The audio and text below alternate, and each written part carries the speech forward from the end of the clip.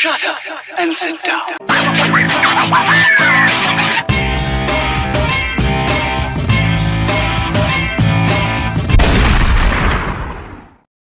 Hey, what is up, everybody? Welcome to Dope and Dharma.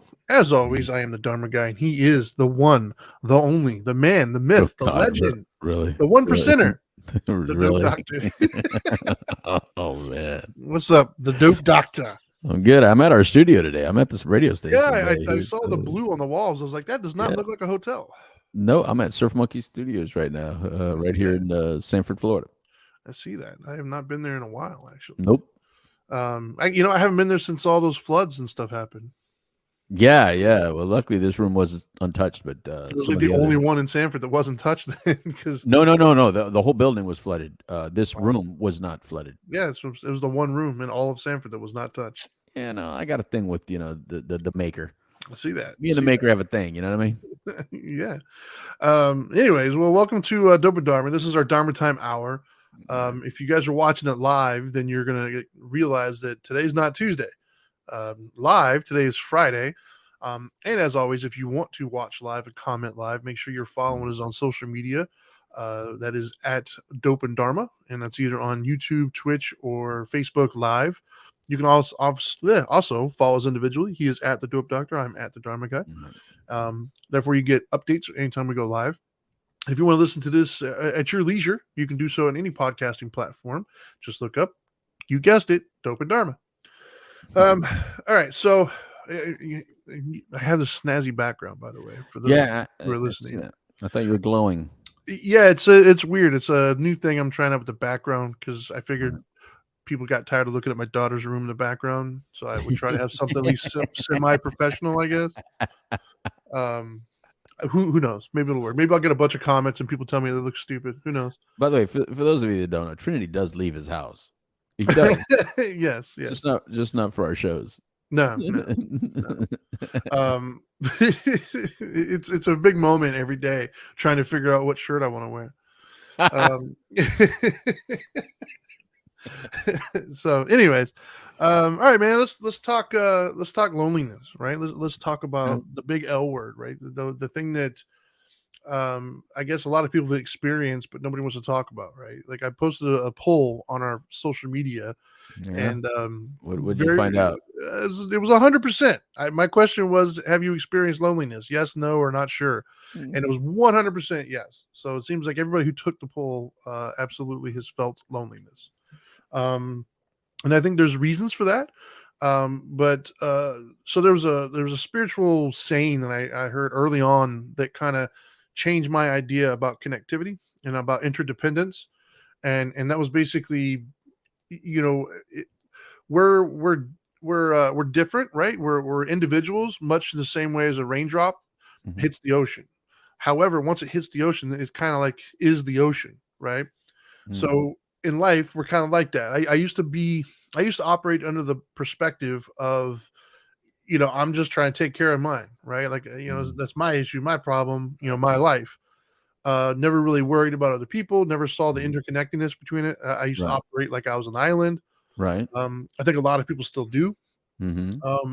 As I got further in my spiritual practice, I started to realize that was 100% unequivocally bullshit. It is. No matter how much we want to try to act like we're independent, we're really not. Okay. It might feel good to say, but we're lying to ourselves and other people. So and one of the ways I would explain that, like back in the day at Tropical, when I was running groups there, I would tell people, look, if I'm able to have this group here, and it was like 10 people in that group, if all 10 of you guys walk out of here and you're happier and you're putting less stress and less anger out into the world, is that not the world now that my children are going to grow up in, with 10 less people putting anger out into it? Right. And in that sense, I started to realize, at least for myself, that's how I started to kind of make the connection of, hey, we're not these isolated, islands. And I think on a cerebral level, I guess we kind of get that. Because if I were to say, hey, did you make the microphone you're talking into right now? Well, of course not, right? Did you pave the roads that you drove in? Did you build the car? So I think in that sense, we all are fully aware that we're not, isolated and we're not alone. Unless you're one of those individuals who are like off the grid and you make everything and stuff. And if you're doing that, you're probably not listening to the show. Not listening. So you have to use somebody else's Wi-Fi network or whatever. But I think on a different level, like on an emotional level, I don't think that we all get that yet, right? I think we're still kind of stuck in this idea of us and them, right? Or me and them. It's me, my issues, my whatever, and then everybody else's. Right. Or if somebody else is going through something and be like, "Oh man, I'm sorry for you, man," but that, that's your thing. Or if we ask for advice, the advice is usually like, you got to pick yourself up, you got to handle that problem, as opposed to we collectively. Right. So I think that's what I want to talk about today, man. What are your immediate thoughts? I don't know. I'm feeling kind of alone right now on my own little island. Just Yeah, the little raindrop that I am. Just it's okay. Wondering where the ocean is that I can drop it into, Trinity. You're in it. You're in it. Right? We have thousands of people listening, and we're in it. No, I like it because I think that whether we truly are lonely could be argued, right? There's always people out there that want to, maybe argue that point with you, but it's the perspective of the individual experiencing it, right? So if they feel lonely, whether you're there, whether you're part of their life or not, that's how they feel about it. And it's like trauma, it's like sadness, it's like a lot of other emotions. You can't judge it for someone else. They have to interpret it themselves how they want to interpret it. And I think there's a lot of people that are lonely in crowds. I felt very alone in crowds when I was not doing well in my life, even though the perception was I was doing great. That's why I was using because that's how I connected with others. I was using things that made me feel connected to others, or at least maybe not care about maybe the internal insecurities and loneliness that I was experiencing. But, it was basically just a way to pass time, right? For probably a little bit too many years, in my estimation, at the time, I felt like I was just living to die. I was just living, wasn't living. I was just taking time on this earth until it's over. So I'm going to do whatever I want with it, express it how I want, with whoever I want, but not really connecting with anyone, not really involving any personal feelings with anyone. It was temporary. And that's how I looked at it. Yeah. By the way, before I forget, to all the people that are watching on Facebook Live, we got Pete, Marissa. How are you guys doing? I just want to say hi to them because they continue to come back and say hi. So I want to make sure that saying hi back to them. Absolutely. Vincent said happy Friday, and then Marissa, she actually put up a couple things. This one here says, I noticed the other day someone gave advice that you could tell was given on the other side of an issue. What often happens is you're disconnected after the relief of it being over, and you can't relate and are less compassionate to those going through it. I put can't because her next one followed that up with a correction, making it can't instead of can. I can read, guys. Yeah, I think maybe you're just autocorrect. Yeah, Trinity autocorrect Phillips. Bro, autocorrect sucks, man. There's some days I like it. Other days in my morning jokes, it's like the bane of my existence. But I digress. Yeah. So I think loneliness is a very interesting thing because I think you nailed it, right? When you said that people can be lonely in crowds or lonely, in a relationship, even, or lonely with friends, right? Because loneliness to me is not defined as in the physical being in the presence of another human being, right? Like, I think it's an emotional thing. I think loneliness is a feeling. It's it's nobody gets me, or I don't truly matter to those around me, or those kinds of things. And so I guess one of the things, because you asked me right before this started, what are we trying to get out there? Like what, message, if you will. And I think one of the messages I kind of would like to get out there is we could do more, right? Like we collectively, if so right now, I guess I'm speaking to the individuals who could play a role in somebody else's life. We can do more.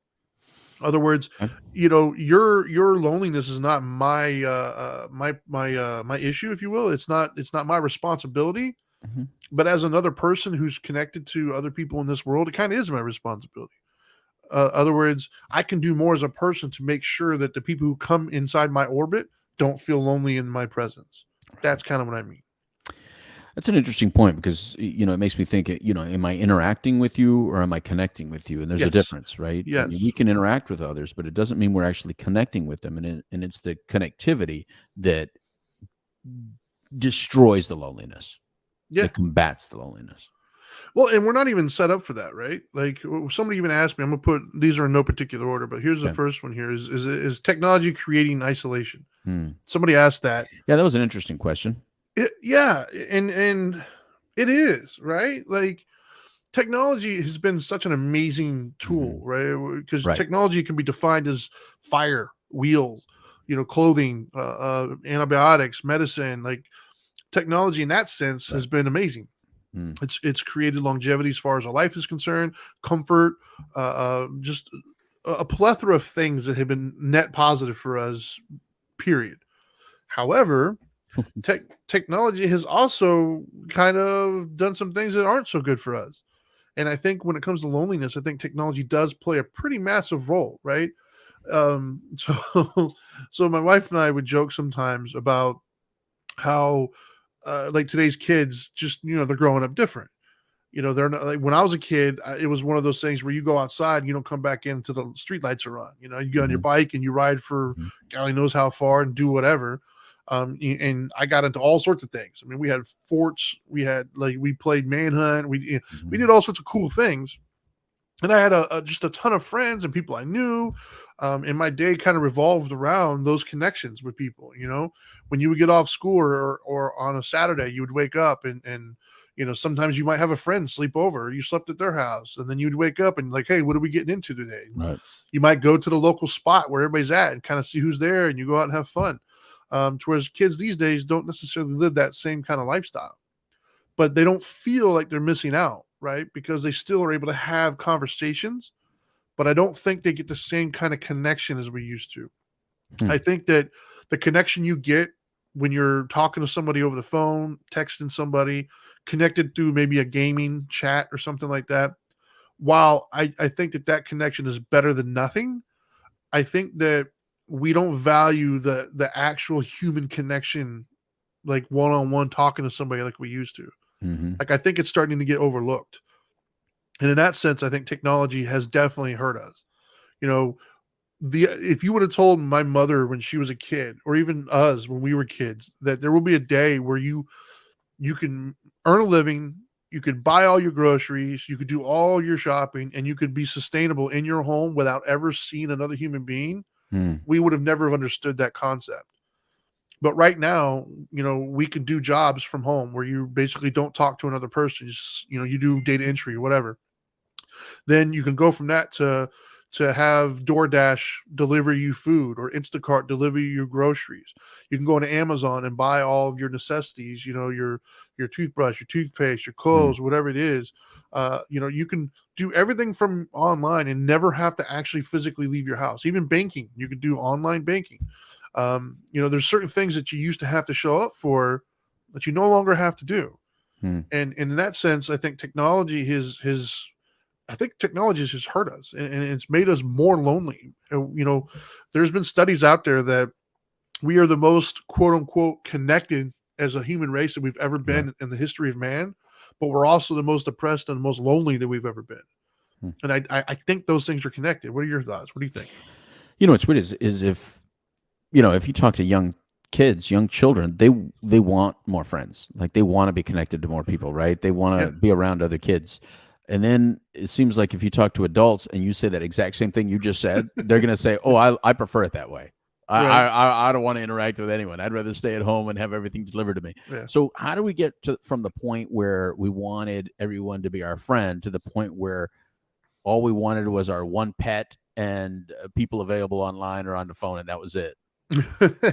Yeah. Is it through failed relationships? Is it through being disappointed in relationships? Is it through the perception of our victimness, our victimhood from people letting us down or disappointing us? Like how did we get to the point from wanting to be around a bunch of other people to not really wanting anyone around? How did that happen? Yeah, I would say probably a combination of several factors, right? Like I think it's inconvenient, right, to have to go out of your way to spend time with others. To get right? dressed, Trinity, to put on anything else other than a tank top. Exactly. It can be inconvenient to do that. Right. Not only that, but if you have friends that are, in other parts of the world, it's more convenient, obviously, just to talk on the phone real quick. But I also think you hit it on the head too, in the sense that I think a large component of that is pain, right? We've been hurt by the people around us. And then, so we kind of start to have this distrust of others. We start to isolate. We start to create loneliness, almost in the sense of saying they're probably going to hurt me. So what's the point? Keep them at an arm's distance. Don't really strive for connection, because they're probably going to let me down and hurt me anyways. So it's more convenient. It's easier just to kind of get up, go to work, and do my thing. And yet I'll wake up every day yearning for that, but I won't. I'll lie to myself and tell myself that I'm okay with it. Like, I think that's the cycle that we're in. In talking to you prior to the show, I don't really do Uber that much, because where we live, I kind of have my own car and I don't need to. Yeah. But it's my understanding, and even in Uber, right? So Uber, you're dependent on another human being to come and pick you up and take you where you got to go. And apparently there's like an option in the app that says, I don't want to talk to you. Like, don't talk to me. I don't want conversation. Right. So it's like, we've gotten to that point where we're even like, don't even talk to me. I'm going to sit in the same space with you. And a car is kind of an intimate space, man. Like, if you're in the front seat, you're literally within like a foot of that person. And even if you're in the back seat, you're in their personal space, and you're occupying that within like a foot or two from them, and you're just dead silent. Like, that's what has happened? Like, why is that so cool? Well, see, I think you hit it on the head when you said that you haven't taken many Ubers.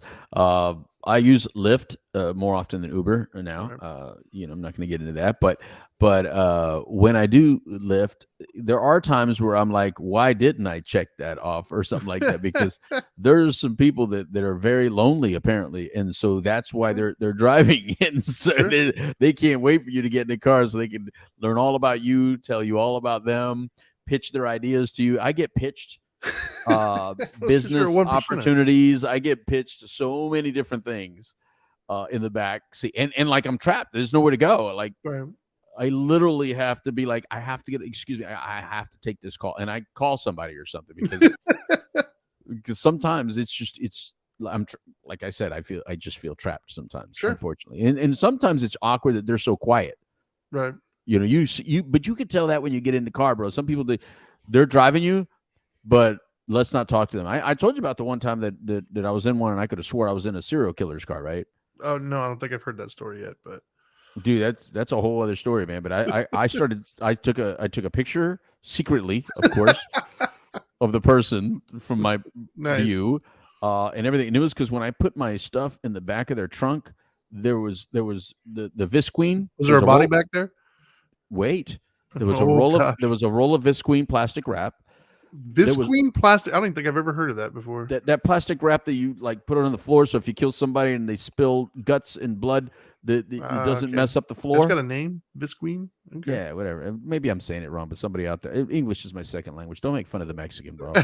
so the plastic wrap, right? Then there was rope, and like a mil máscaras mask. The masks that like wrestlers. Okay. The luchador. The luchador masks. Yeah. It was a mask like that. It was that type of mask, unless it was a mask for other purposes. But those three things, and I still got in the car, Trinity. Like it was a very messy trunk. I put that in the trunk, and it didn't click. Like it didn't click what I just saw, because I'm not expecting it. I was the male privilege you have. I was going to the airport. Yeah, it is the male privilege for sure, because I figured I can get out of it, right? So then I get in the car, and then it just starts. What did you just witness? What did you just see? And then there was like a Book of Revelations kind of book right next to me.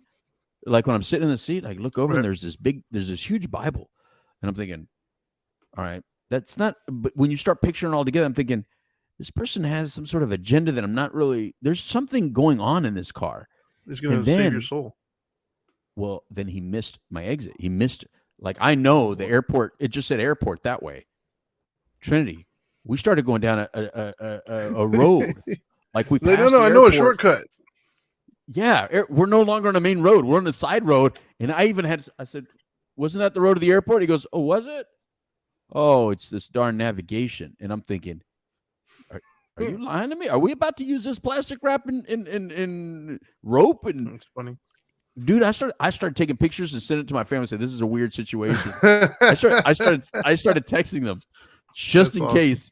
Yeah, bro. That was anyway. It was a trauma. I dealt with it. I'm good now. There you But go. when I got out of that car, I was like, I had to give at least a review of something because the car did not smell good. The trunk was messy. I took a picture of the trunk before leaving. Remind me to show you the picture. I took a picture real quick. I tried to, like when you're trying That's to take a awesome. picture, but not because, Right. like young people can probably take a picture real quick and not get caught. I'm an old person, so I'm like, You can't get your glasses on. We was just here. right. But I got it. So remind me to show it to you. Sure. But yeah, I mean, I get that point, right? Like I get Right. not wanting to be bothered by somebody, right? Right. But I also think that that's kind of the issue. Is I think that we're all so focused on ourselves that we forget that we're sharing space with other people, and those other people might just need to have a conversation with somebody. Like I think of the violence that we deal with, so many school shootings. How many of them could have been, prevented had they just had people in their lives that made them feel less lonely? Um, but it's like this weird thing happened, and I don't know what caused it or when, because it happened well before my lifetime started. Right. Um, this notion of being independent is the goal, right? Somehow being dependent on other people around you makes you weak. Like somehow that happened, and I don't know when. I grew up with it, right? Like I know you hate the John Wayne thing, but that's what was expressed to me. But Clint Eastwood, John Wayne, Clint Branson, Eastwood. all of those, Bronson, bro. Bronson, not yeah, Branson. It's not whatever. Missouri. Yeah. Um, my point is that kind of became the de facto way Right. of being. Somehow it was like a badge of honor to like not depend on the people around you and isolate yourself. And I don't think that that's healthy. Like I I don't. don't need First of you. all, yeah, first of all, as we covered, like, like I do need people, right? And I don't think that makes me weak. I need to see my kids, man. I need to know that my kids love me. I need to know my kids think I'm a good dad. Otherwise, Yeah. why am I doing what I'm doing? Well, we took the self-soothing a little bit too far. Like, look, Yeah, I get it. So as a counselor, and I get you therapists out there, you had to have, encourage somebody to give themselves their happiness. Don't depend on other people to give you happiness. yeah, Self-soothing. Taking care of yourself first, all that stuff. I get why you started explaining it, but the problem is when you give these notions or you give this ideology to patients, the community is going to take it and run with it in a different direction, and it went too far. Like so many other things that get told yeah, in a therapeutic session, it goes out there in reality and it gets overblown by everybody that wants to pretend to be a therapist. All those TikTokers that that think they're therapists. So there's people out there that took that and said, "Oh, I have to take care of me only instead of taking care of me first."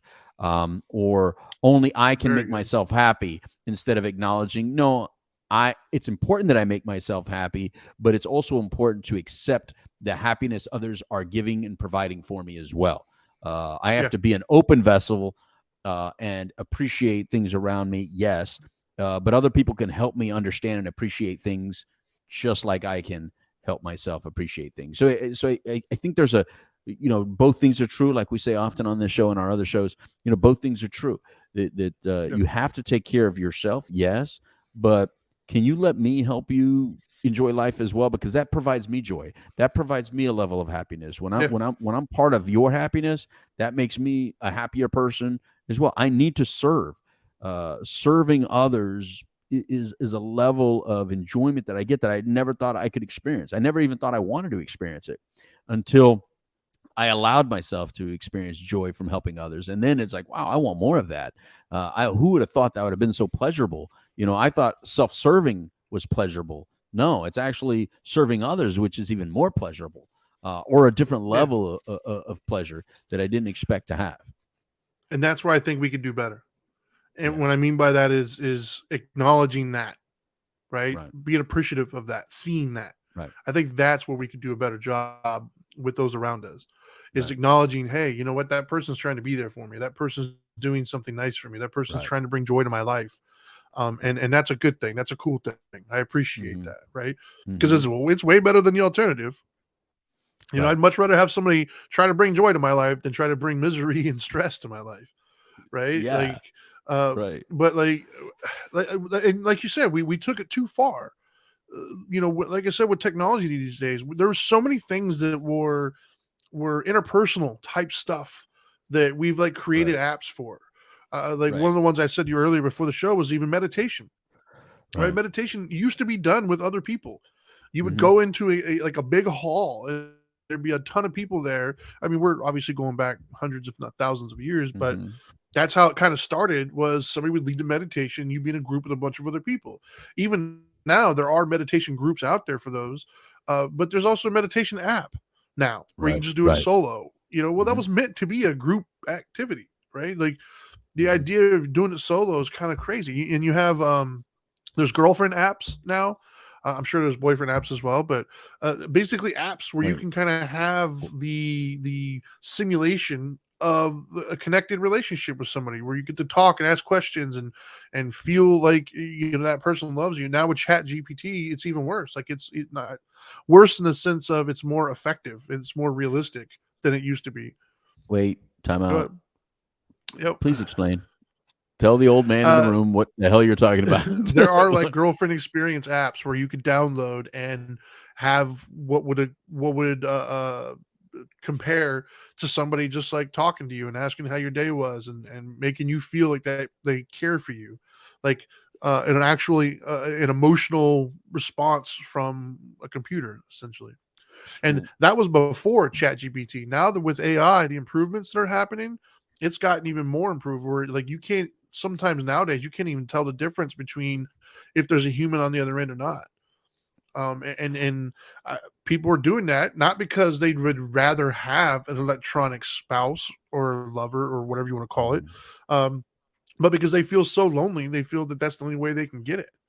And I think that, you know, there's body pillows now that are shaped like humans. So instead of Wait, you're having an wait, actual human you're sleep going with too you, far. Wait, you're going too far. I'm still stuck on the app part. that's our Wait, then point. we can get to the body pillow thing. Hold on, wait, because I want to know Sure, about that too. Now that you brought that up, but I don't want to miss the. sure. Wait, you're saying so you're saying there's an app, and it's not like a 976 number app. You're saying that it's an app that is not a real person on the other end, so it's not someone in Correct, Thailand or some other correct, country that's talking with correct. you that you're paying money to. There's You're saying multiple apps. you're saying that it's an AI you're talking to. Yes, there's No real multiple apps. person on the other end just getting paid to say No whatever they human want to being, say to you. just a chat bot that's making you feel like you're the most important person on the planet to them. And people You, are downloading the apps Trinity, for come on, you in got to be kidding me. in South Korea. There's actually people who are marrying said chatbots.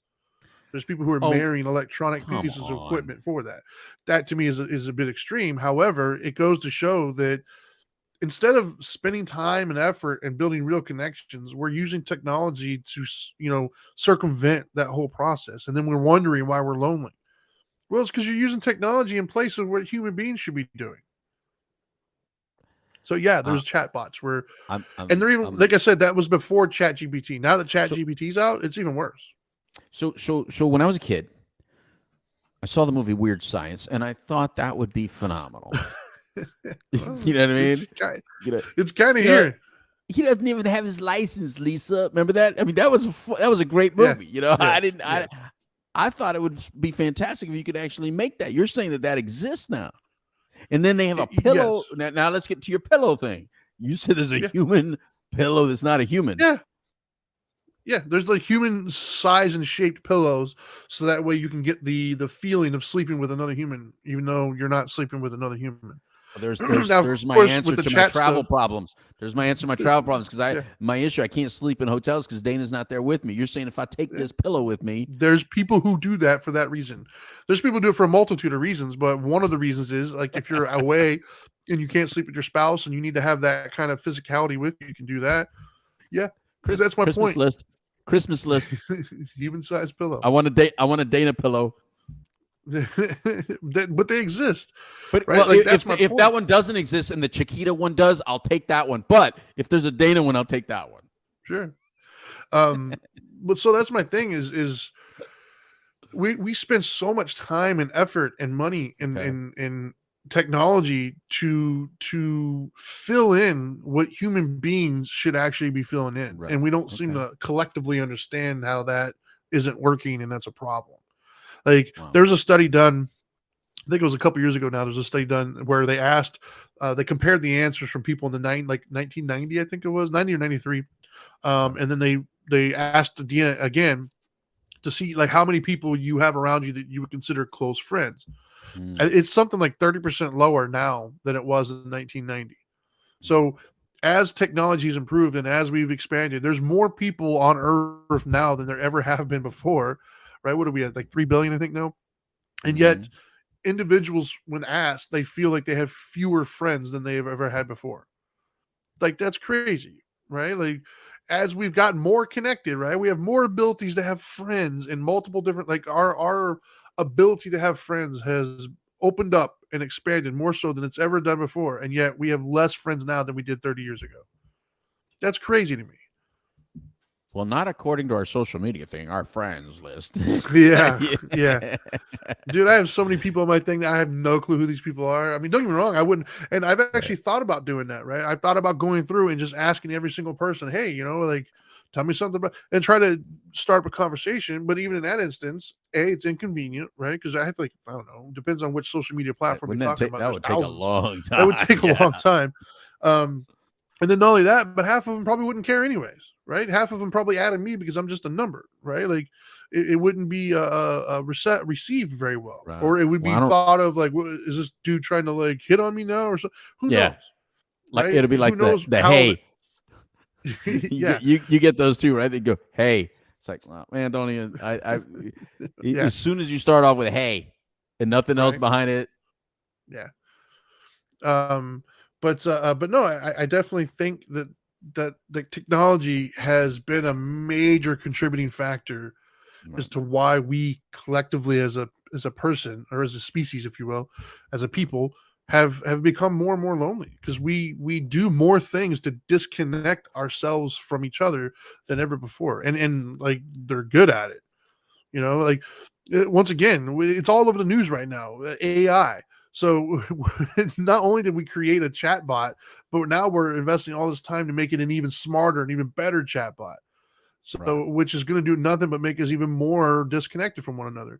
There was a somebody was messaging me the other day on my Facebook, and I've gotten quite a few of them over the years of just messages, and a lot of times I've gotten messages from bots, right? Just there, it's a fake thing, and you can kind of tell sometimes, like, come on, man, it's a bot, whatever, and you delete it. But I've had a couple where I couldn't even tell. I honestly had no idea. It's like, I don't know if this is a bot or this is a real person, right? And that's scary. That's scary to think of. Like as we're progressing, like we have no clue who any of these things are. You started And communicating with it, didn't you? yeah, exactly. I got a fake girlfriend experience. No, thankfully for me personally, thankfully I have a wife in the house, so I don't have to like reach outside of my house to get that kind of companionship. But I think there are people who do suffer from social anxiety, or maybe they're a little awkward, and they get turned down because they don't fit a certain mold that people are looking for, and so for that person, there is extremely lonely. I can totally understand how they would reach out to something as fake as it might feel to us. To them, that's what they got. Like I understand that. It makes me sad, but I understand the mentality behind it. Yeah, well, Richard Coleman on Facebook Live brings up an interesting point. Welcome back, Richard. Haven't seen his name in a while Right. pop Seen up in a on our while. Facebook Live. Yeah, Let's see what he says. he's He been said, isolated from us. exactly. Why is such a far-fetched ideal that technologically isolated society is easier to control? Uh, okay. I guess, If you in a won't do what you sense, tell me, he's getting on the machine. The yeah, machine is doing this. yeah. Well, I mean, it is true. The way I read Okay. that is some sort of, mythical powers that be are manipulating things, which I guess could be there. But I think that at the end, we're all kind of responsible for that too, though, right? Like we're the ones who are consuming it and utilizing it. We are the ones that are being more and more okay with distance between human connection. You know, he brings up a really interesting point. I'm gonna take it in a Sure. different direction if you don't mind. Okay. Yeah. Yeah. Because I start thinking about the non-social media snobs. You know, like the one Non-social media there's snob. there are So two what does that types mean? of snobs that I tend to to get an interaction with in my travels. One is I don't do social media. You know, Oh, the I ones don't do that are social media somehow better than you. snob. Yeah, well, not Yeah. better than you, but just better than There's I'm Sure. not like the rest of the world. I don't do Yeah, I social don't media. That's one participate in type. that. And there's another one like, I don't watch any news or television programming. I don't do television and stuff like that. In other words, like they don't get any all the news that they spout off that they give you, like all their understanding of all the. By the way, it always sounds like something you must have heard because how else did you not? How Right. did you know that was even happening in the world? Yeah, but I don't watch news. I don't hear any news. Well, no outlets. Like, where did you get? I read it as if I'm reading it from the source, as if Yeah. okay, so TV and news and all that is manipulated, but when you go to the source, that's not the sources don't have the same agenda. You do realize that Yeah. it's the same, right? Of You can course. lie in print just like you can lie on talking heads. You know what I mean? But Sure. those are two type of snobs out there. So what I'm thinking is going back to his response. I always think there's a marketing issue, whether it be to control you for government or to control you to buy a product. I mean, yes, selling anything media related typically is selling you soap of some type. Right. Buy this soap or buy that soap, right? That's kind of Sure. the norm. Advertisers do control the media. Right. Maybe he's coming from that angle. Maybe that's where that angle that Sure. he's coming. Sure. I just know that technology is as good as it has been. It's also been I think a driving force in making us more lonely and more disconnected as a society. Right. Like I think Right. that in many ways it's helped, but I think in many ways it's also hurt. And we've proven that we're really not skillful in Yeah. using it. Like we You know, we have not learned how to adapt that to our lifestyle. We instead adapted to it, if that makes right. sense. Well, let me tell you something, bro. I watch 90 Day Fiance. It's one of my little guilty pleasures. I think it's a funny show. I think Sure. it's helped some people that probably don't do very well in the local market get them a mate. I mean, there's a lot of people that I think Sure. it's helped. There's some really socially awkward people that I think do very well in a different type of communication. And then other Sure. people that are really good with interpersonal stuff probably don't do as good online. Um, Right. I don't know. So I think there's a place for all types. I don't think that there has to be just one or the other. But I think anytime you put all your eggs in one basket, and in this case, if the only interactions you have are through your media outlets, I think can hinder you a little bit. But at the same time, it can nourish you. I'm thinking Sure. of people that may not have the ability to get out and get mobile and maybe they live in an isolated part of the world. I think that's phenomenal that Right. they're able to have friends from all over the world and interactions from with people all over the world. I remember you and Well, I let's had this speak on that. conversation a long time ago. Yeah. But before you Well, go on let's that point, speak on that real quick. okay, Right go there. ahead. Do we have less friends? You mentioned it. Do we have Yeah, less friends? well, that's the question, right? Because I think that to some people they have more friends. I mean, we're defining friends from our Sure. perspective of what a friend is.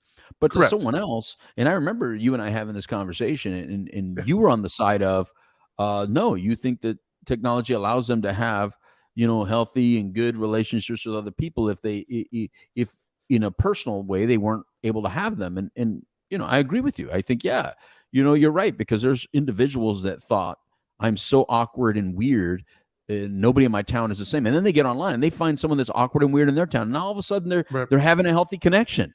And Yeah. then we both started talking about. Remember, I think that was at the time where we were playing that Red Dawn or Red Dead Redemption or whatever. Oh yeah. Yeah. Yeah. And I said, there's those darn brats out there that get their butt kicked and everything they would say, and then all of a sudden you play with it and they're just knocking you around, right? Remember, I said, like, there's people that get really tough and Sure. they think they're good. That's why I don't like playing with others. Like if I play a video game, Right. I like just playing a video game by myself. If I start playing with the Sure. people out there, then I got to deal with their dysfunction and their wish that they could slap me around in real life, but no, they could slap me around in a video game because I'm an old man. I can't play that thing like them. Right. So I think there's those people. I think there's those people that find their Yeah, tribe online, and that's okay. If you found your tribe online, Yeah. great. If you found your connectivity online, I really think that that's okay. I Agreed. just don't think it's for us that have already got past a certain learning curve. I think it's harder for us. I think I enjoy the way that we were raised because that's what we had. That's my frame of reference. But that's also why some people love White Castle. That's also like why I love Whataburger. I grew up eating Whataburger in the youth years, so forever Whataburger is a mecca to me. Right.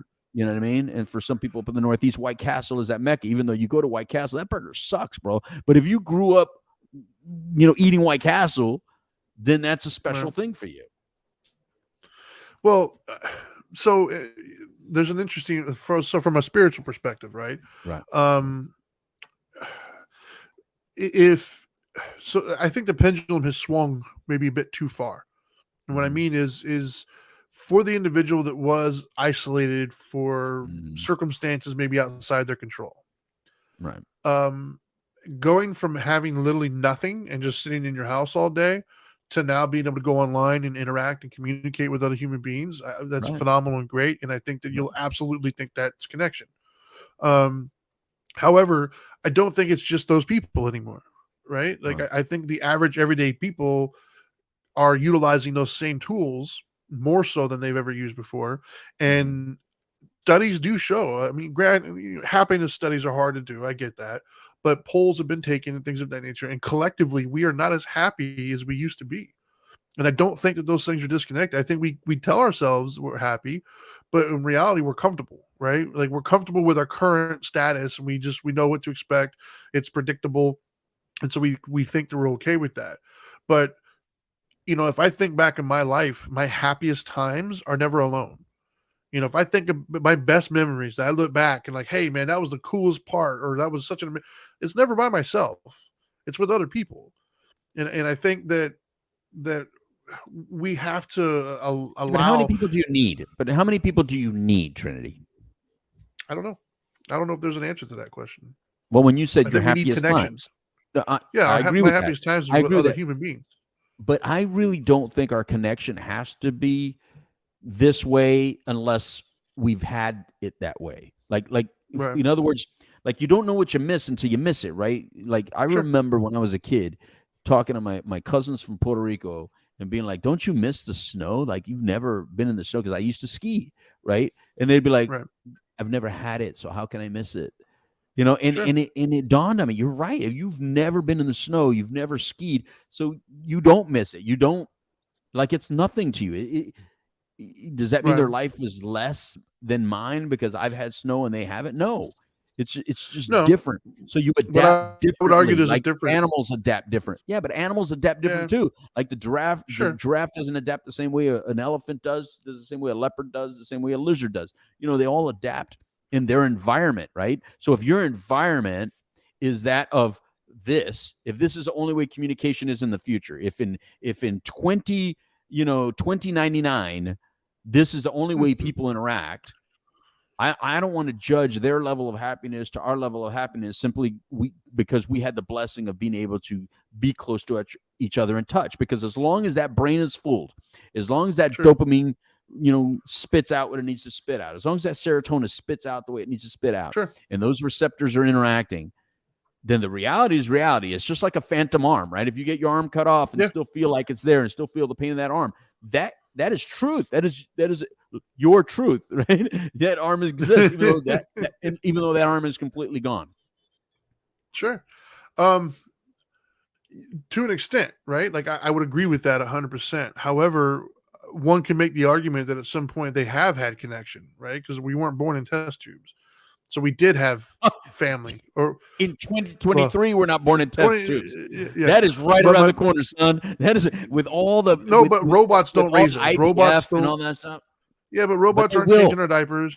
But they will, and we'll have that discussion when it gets there. But up to this point, we still had some sort of connection as human beings. Like we can't deny the fact that we got to have a connection with humans. Where we have to have that. Like you can't live without love. You can live without physicality and stuff, but you can't live without love. It will eventually take you down. But Trinity, even you said that they've already created like AI friends that are your girlfriends. That's how you started this whole thing. Which leads me to and by the way, if that exists, I guarantee you can toggle the button that says, do you want her to argue or not argue? Do you want her to nag or not nag? I mean, do you want her to agree with you all the time?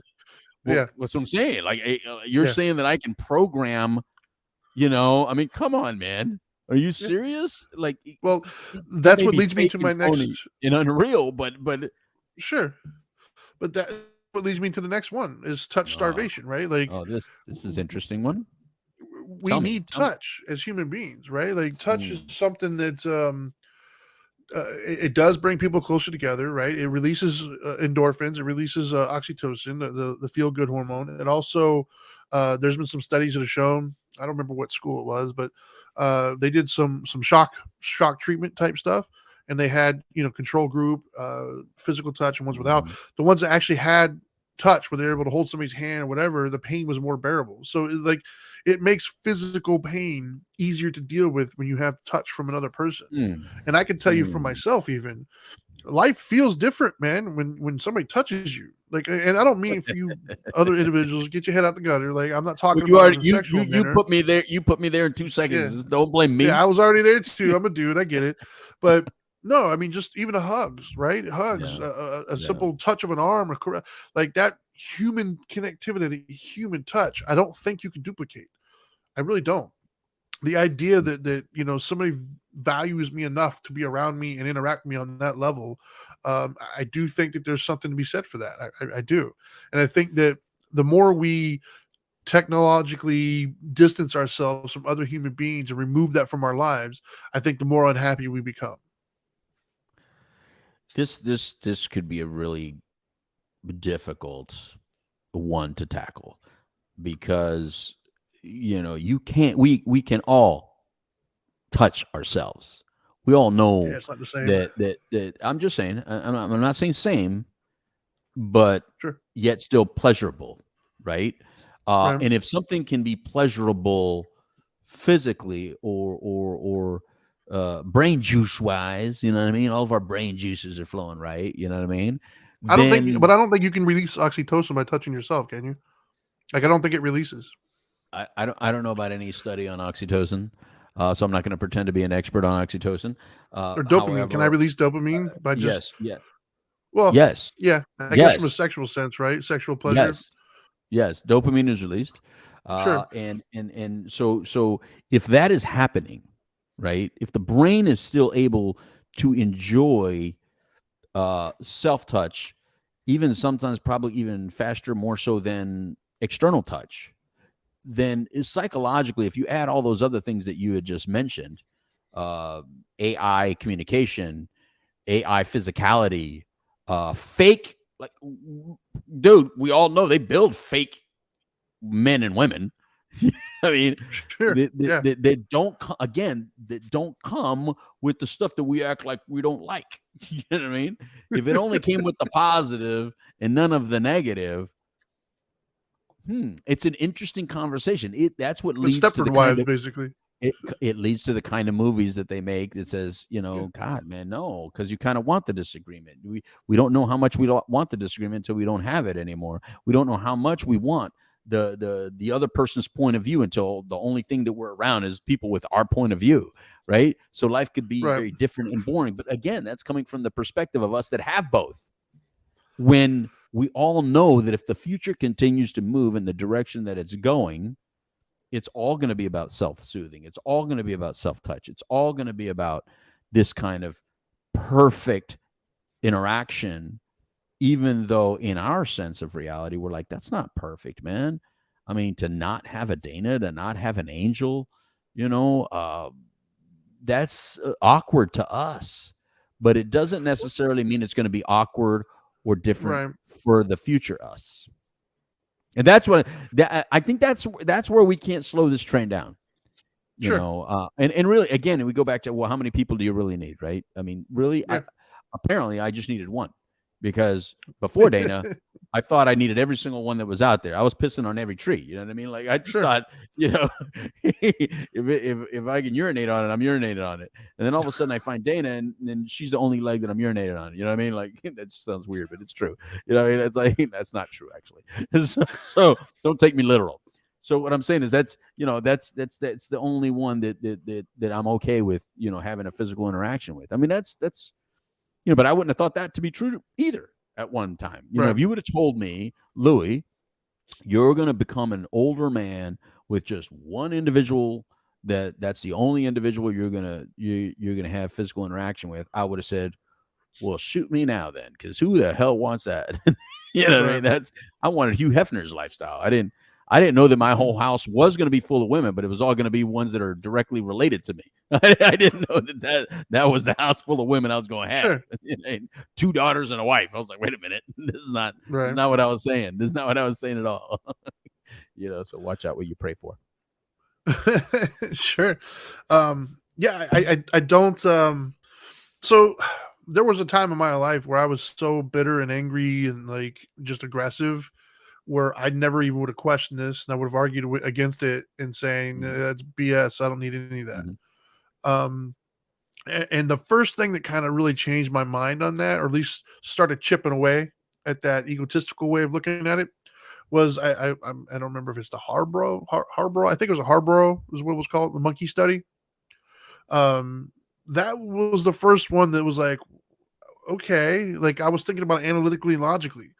And so the monkey study, for those of you who aren't aware of, basically they took monkeys from their moms, and they gave the monkey the choice, this area or this compartment or this compartment. And this one, they had a mother monkey that was not comfortable or not beautiful to look at. It was like a wiry robot looking thing, but it had food and water, so it had the things necessary to sustain life, like actual needs were there. But on the other side, there were no food and water, no needs that were met, but the monkey was comfortable. It had like I think they wrapped it in like felt or something like that. But bottom line, it was comfortable. It was more tender and soft. And before I read the end of the study, obviously you guys know where I'm going with this, but when I was first looking at it, I had no idea. So I made my assumptions of course, it's going to go to the food and water. Like, why would it? Until I kept reading and I realized, like, no, it didn't go to the food and water. It went to the love. It went to the tenderness. It went to the softness. And that blew my mind when I first read that. And then when I look now, even with my own kids and my own self, like, yeah, dude, I think that we underestimate the power of that and how good that feels and how it changes the whole direction of your life. And that, in that sense, I think that's what, FaceTime and robots and shit can't give you. It can't give you that. It can try, it can mimic the best it can, but if you look around and all the studies that we're seeing, it's not working, right? Like a lot of the stuff that we're having, like episodes of violence, episodes of mass shootings, and all, it's kind of going up, right? And you look at the media, we're all arguing, we're all angry. So I would argue that it's not working. We're not getting happier. We're not getting more loving and more connected. And so I don't think we can bury our heads in the sand and act like that's not a component of it. I do believe it's a component of it. There was I can't make the joke on here because it's Dharma time, but there was a joke that I used to make, and I'm probably I guarantee you and I have talked about in the past. There's an activity that could take place that I think would end a lot of wars in the world right now. There'd be a lot of happier people if a certain activity would have taken place more often. But my whole point is that there's more than just a scientific approach of releasing oxytocin or dopamine or whatever. There is a certain thing that connectivity, true genuine connectivity, comes with that I don't think that we can ignore. So what you're saying, Trinity, is that instead of me just providing money, food, and beverages to Dana, I have to be warm, fuzzy, and soothing. Yes. You got to tend to her emotional needs as well. Yes. Duly noted. Well, because anybody could get food and water and shelter. I mean, you just what said separates you? I didn't know that I was involved in a monkey study. I had no idea that I was being the bad monkey I thought I was being a warm, cuddly monkey, and now you're telling me don't just be the I don't know. wiry, ugly monkey, Louis. I don't know what you're being. I'm just kidding. But I'm gonna go home and be warm and soothing in about 15 minutes. Then sure. But I I know want her you to are, stay. right? Yeah, well, we joke, but I know you are, right? Like I've talked to you over the years, and I've known you, and I've seen how you are Yeah. with your family and things of that nature. So you get it, Yeah. regardless of what everybody else thinks or hears. Like you get it, and I don't think I think you'd be the first to admit that your life would have less meaning if that all just disappeared tomorrow. And I Because would I've agree. had it though, but I agree with everything you're saying. It's just that playing devil's advocate a little bit, but also because I know Sure. we've had it. So since you've had it and it's obtainable, and because even if you haven't had it, if you're able to witness it in others, well, that's what social media does do. Right. Is it gives you snapshots into other people's world or other realities that can exist. So it makes you, if you're one of these that compare your reality to what you're witnessing, that's when it can Sure. be uncomfortable. It can be, unhealthy, right? If you just allow other people's existence and reality to be theirs and accept your reality for being yours, then that's even better. It's like in our business, right? I constantly have conversations in our business world where I say I don't count other people's money. So if you make money off me and things that I do, that's fine. I mean, that's your money. I don't count your money. I count my money. And it's the same kind of. I don't count your happiness. I count my happiness. So if you're happy doing what you're doing and that gives you Sure. joy and pleasure, then that's your joy and pleasure. I can only respect and admire and accept my pleasure, my level of happiness. And I think that's, if anything, I think that's where the teaching should be. So in this touch starvation thing, I think there could be a touch starvation if you've experienced touch and then have the absence of touch. But if you've never experienced the touch in the first place, it's Is that you've even already possible? experienced. Yeah, in a way, because when I was there, and there are studies to that. Like, so when I was born, Well, yeah, babies are a hug more, do better. I was in an incubator the first 2 weeks to 30 days of my life. That The explains a only lot. That explains a lot. Uh, Explains a lot. I had only nurses touched me in all those first Sure. times, right? And it was always a different nurse, different shift. It explains everything. No, I was kidding. So then I was connected to my mother. So I had more interaction. I'm a daddy's boy. I had more interaction with my dad. My dad was able to I guess he was able to change my diaper and everything first and all that stuff before my mother was even permitted. So if you look at Right. those kind of studies that they do, from the incubator babies like me to the ones that right away were put on their mom and nourished by their mom right to begin with, and there's studies about breastfeeding compared to not breastfeeding, and Sure. there's all kinds of studies. Yes, and yes, and yes, and yes, we perform better, we have closer bonds, we have a different kind of bond. All that stuff is true. It's when we Sure. compare it to, is that better or worse? That's when I'm getting involved with my Sure. comments. It's like, Well, I would we don't argue know though, what's right? better or not better because we don't know what world they're going to have to live in. For instance, Sure. if I have to exist, and we all just did it, all of us had to exist in a COVID-19 shutdown world. Yeah. Those of us that were already okay with the ones that we were around, that small little net of people, and being close to only that small little net of people, we did great. I did great in COVID-19. I had my Right. daughters, I had my wife, and I loved them all already. But if you were already needing outside and what you had inside was bad, horrible, abusive, destructive, toxic, you were in hell. You had to stay right there with the same toxic, annoying people, and you couldn't leave them or go anywhere. You hated COVID-19. Right. Sure. Um, so I want to address a point that and I want to do my own devil's advocate approach here. Okay. Um, I think that the brain is wired a certain way, right? Like we're built to function a certain way, and I think we can adapt to certain things, but adaptability doesn't necessarily mean happy, right? And what I mean is the idea that just because we haven't had it, then we can't miss it type of thing. Um, I'll speak for myself, right? There was a time in my life where I would have tried to convince anybody that I was 100% happy and I was fine. I didn't need any of this stuff. I'm happy. I'm fine. Until I grew up, matured, and actually got those things that I didn't think that I wanted or I didn't think I needed, I realized I wasn't happy at all. Mm-hmm. And so I would argue that the way we're wired, you're not going to be. You can convince yourself that you are. You can lie to yourself, but there's gonna be an itch that's not being scratched, and you might not know what that is. Well, that's what it is. Is you're not getting that connectivity. You're not getting that touch. You're not getting the closeness of another human being, because we are social creatures, right? That's how we've survived over these thousands of years. We've come together in villages. We've moved together.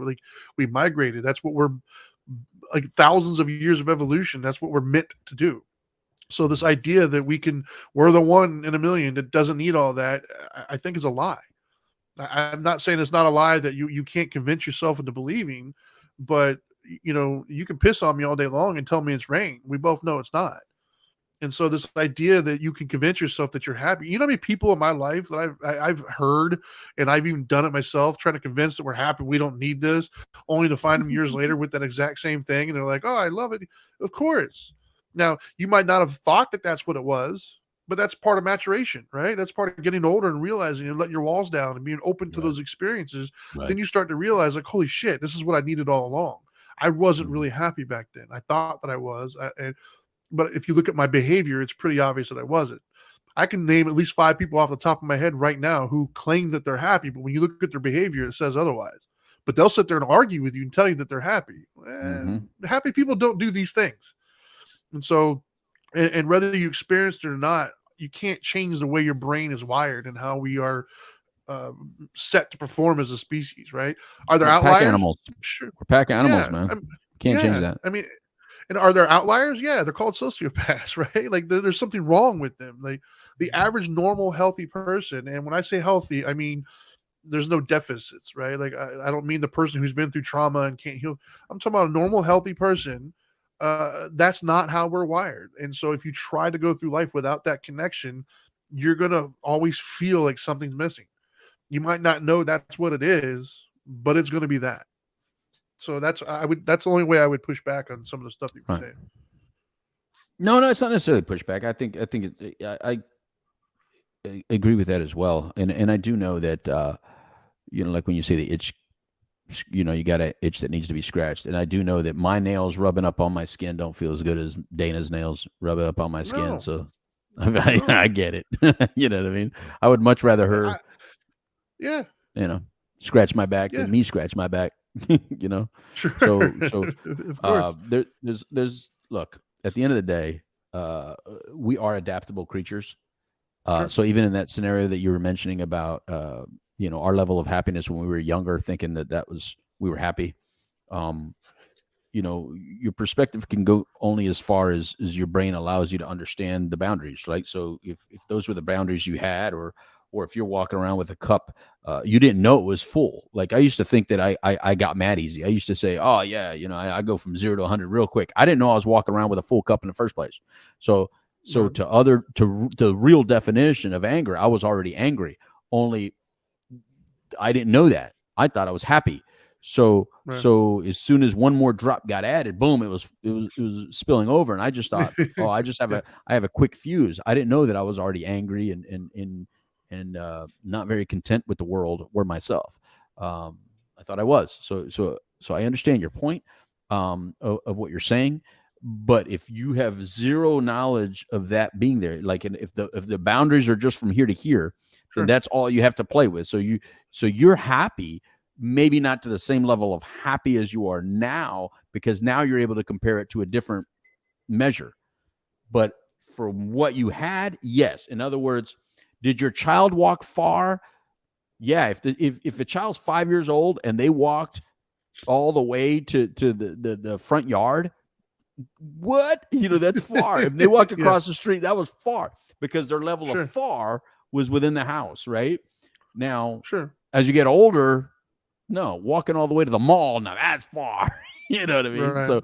So the same way distance is relative in human existence as you get older, so is distance in the brain from one emotion to another emotion.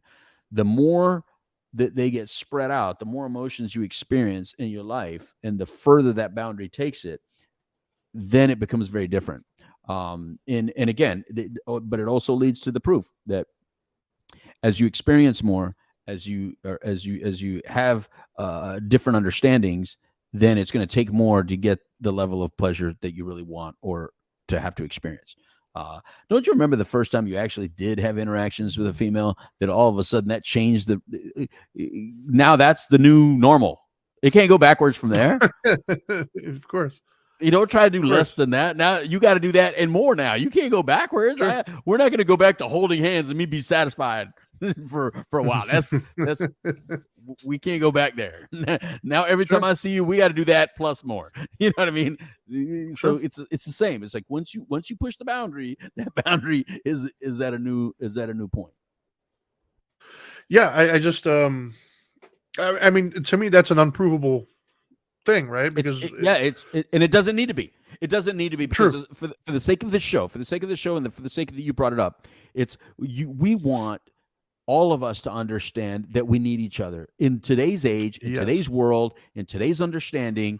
You can't live in that AI 2099 that doesn't exist yet. You're not that person. You might, if you think you can be that person now, it's only because you're upset. You're frustrated. You've been hurt. You know, something within your life is not pleasing you for whatever reason. And that's your pain talking. That's your pain talking. But you are not 2099, so you can't live in a 2099 world. And that's what we're talking about, right? Yeah. Yeah. Yeah. And we got, by the way, so I don't get locked out, because they're about to shut this down. Are we close to wrapping up this show? Yeah, I'll wrap it up right now. More? Yeah. Okay. No, don't you lock me in here, bro. I already see them walking around locking up. Well, you got any final thoughts before we? I'm gonna have to spend the night here at the station. We'll just stay on there. We'll make it a sit-in. Don't you lock me in here, man. Hold on. He's got the lock it 24-hour sit-in. Yeah, you got any final thoughts before we cut it off? I Johnny Cashed it, bro. I said what I had to say, and I'm done singing. All right. Well, before I give my final thoughts, I just want to say thank you to everybody who's tuned in. Make sure you like, subscribe, follow, all that stuff. I know I say it every time, but it truly does help. It helps get the word out there. It makes the little algorithm think that people want to hear what we have to say. Yeah, I think, you kind of hit it on the head. We have to get out of this mindset that somehow the more isolated, the more independent we are, the better. It's not serving anybody. The more independent you become, the more isolated you become, the more lonely you start to become, and the less happy you'll start to become, whether you realize it or not. You can define it however you want, but anger and rage and stuff is only sustainable for so long. As much as we might think that anger and competitiveness and all this other stuff is a great motivator, it pales in the comparison on the lengths that will go for love. Love is by far a better motivator, and there's tons of examples and studies and everything else throughout the history. I'll let you guys look that up, but we have to be open to that. We have to get rid of this idea that we're all these isolated things walking around. We are, as Louis said many times on different shows, we are our brother's keeper. It is kind of our responsibility to look out for those around us. It doesn't mean that you have to start, bending over backwards and giving away everything and stuff like that. No, you give what you can, right? But financially, there's a limit to that. But as far as our interconnectedness with other people, we're all capable of that. We can ask somebody how they're doing. We can give a hug to somebody that we know. And in today's world, ask for consent first. But the point is, you can say to somebody, "Hey, do you need a hug?" Yeah, go ahead. I had to put it in there, man. That should have been done in every generation, by the way. Just a disclaimer. Exactly. It should have always been done. Yes. Consent is an important thing. But no, I mean, so acknowledging the feelings of those around you, acknowledging that they might need a hug, acknowledging you might need a hug, and not being afraid of asking for one. Those are all like important. Don't undermine how important those really are, because they really, really, truly are. We're not islands. We're not isolated. everything from a logical perspective, in the sense of you didn't, design and make those clothes, you didn't, create the house, or you didn't build the Wi-Fi network that you're listening to this on, all the way down to the emotional one, is it's not a bad thing to need somebody. We all need somebody, right? Like, I need my family, I need my friends, varying degrees. Will I die tomorrow? No, but I might die inside a little bit if you took away all my family and my friends. I wouldn't be the same person. So in that sense, yeah, I would die. The me that I am right now would not exist if you got rid of every single friend and every single family member that I have. It wouldn't be the same. And so I think that's something we got to treasure. And that doesn't mean that you're weak. That doesn't mean that there's something wrong with you. That just means that you're human and you're living the human experience. So I think that's all I got, man. I think that's enough. Today's Friday, so we have a Monday show coming up, right? We're doing the couch on Monday, sometime between now and Monday, hopefully. I don't know. I gotta Yeah. look at the schedule. So, yeah, we'll figure it out. But if you want to stay up to date, follow us on social media. He is at the Dope Doctor. I am at the Dharma Guy. We are at Dope and Dharma. Once again, YouTube Live, Facebook Live, Twitch, or any of your podcasting platforms. You can find us there. And if you have any show topics or things you want to ask, by all means, send it to us, and we will we'll do our best to cover it. So, anyways, that's all I got. Now that you know better, do better. Peace.